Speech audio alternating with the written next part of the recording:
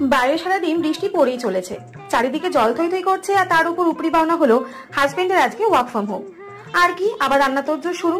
আসলে অফিস থাকলে তাড়াহুড়োর মাঝে প্রতিদিন কোনো রকমে একটা আইটেম দিয়ে খেয়ে চলে যায়, তাই বাড়িতে থাকলে চেষ্টা করি একটু বেশি আইটেম রান্না করতে, যাতে দুপুরবেলা একটু ভালোভাবে আরাম করে বসে খেতে পারে। যাই হোক, আজকে নিয়ে চলে এসেছি আরেকটা আমিষ থালি।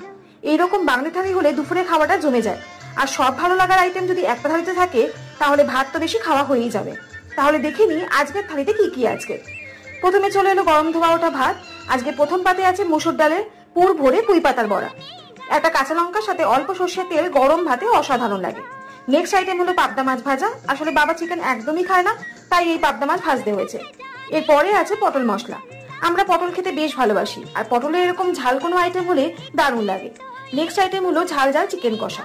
হাজবেন্ডের জন্য এটা ম্যান্ডেটরি, চিকেন না হলে নাকি ওনা ঠিক খাওয়া কমপ্লিট হয় না। আর সবশেষে আছে আমের টক ডাল।